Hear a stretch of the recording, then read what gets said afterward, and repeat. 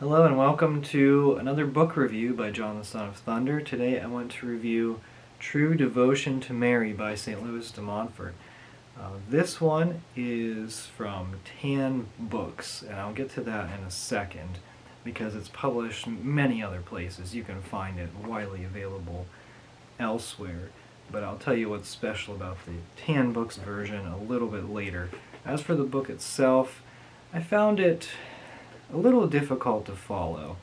And maybe that's a testament to my own spiritual life and my, I guess my lack of understanding of just different aspects of the spiritual life. This is a book very much about Mary, of course, true devotion to Mary, obviously.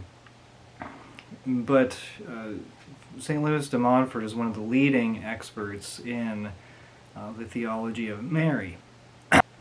Now, I will say, whenever I did reread certain parts of this book, it was very interesting, and there were definitely some parts of the book that I found just very insightful.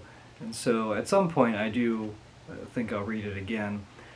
Now, the first 145 or so pages is the True Devotion to Mary book, and then as you can see, it's a little bit thicker than that. So the end of the book in this tan version is the actual consecration, the preparation for the consecration, then the consecration.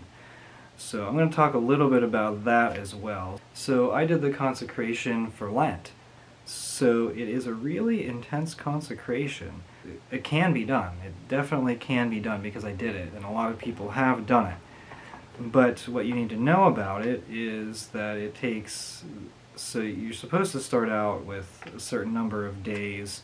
So there's like a 12-day preliminary period, and that's where you pray a few prayers, and you do a little bit of spiritual reading, and so there's, it lists, the good thing about TAN is that it actually lists all of the spiritual reading and the prayers that you're supposed to say. It has the prayers in here, and it has the spiritual reading reflections in here. For the reflections, it has some readings from the actual consecration, the True Devotion to Mary book. So this is, it's the same thing, but then it also has imitation of Christ as part of the spiritual reading that is to be done throughout this preparation for consecration. Other versions of this book, not the Tan version, but other publishers, may or may not include the imitation of Christ. This Tan book includes clips or segments from the Imitation of Christ that you're required to read. So that's what's really nice about this Tan book of True Devotion to Mary. If you have a copy of Imitation of Christ, then you can certainly utilize that with other consecration books from other publishers. So the first period is 12 days, that's kind of short, but then you get into the week 1, week 2, and week 3, and there are a series of prayers that you need to pray and spiritual reading. And I'm not sure how well you can see this, but I made a list for myself. So like week 1, you can see all of the chapters of the Bible, like Bible chapters that it has, and then Imitation of Christ and True Devotion. Week 2, it's a little more focused on prayer and less on spiritual reading, but there are sections here that are quite extensive. So True Devotion, it's numbers 105 to 182, which is quite an extensive number of pages. And then week 3, it adds a few more prayers, week 1, week 2 to week 3. And you really have to schedule it out like this.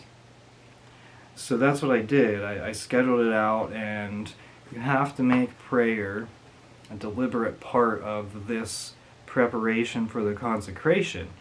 And for me, because I work during the week, I set aside the weekends to do a majority of the spiritual reading for the weeks. And so that was That was extremely helpful, because if I could read several of the chapters on the weekend, then I could do one chapter a day, whether it was segments of the book of True Devotion, so like 10 pages a day the rest of the week, or maybe a chapter or two from the Bible each day during the week, whenever I got a bulk of the reading done in the weekends. So it is, I mean, it's not something that you can just say, okay, I'm gonna, just read through this a little bit, for the consecration, I'm just gonna do a little bit of the readings. And no, you have to really set aside a lot of time for prayer and spiritual reading for this consecration. With that being said, it's really nice, because it shows you, once you do it, it shows you can do it. You can make prayer a priority, you can make spiritual reading a priority, and you can schedule out the rest of your time and activities around this preparation for the consecration. So I want to hear I'm interested in hearing your feedback. Have any of you done this consecration of True Devotion to Mary? Are you interested in doing it? Let me know your thoughts. Was it easy? Was it difficult? For me, I didn't find it extremely difficult, because I was able to schedule it out.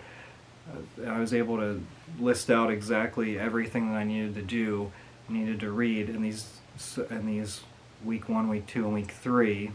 And so for me, I didn't find it extremely difficult. I just found it time consuming, which isn't necessarily a bad thing, especially when it relates to religious activities. So this has been my book review and my analysis of True Devotion to Mary and the Consecration, Tan Books version.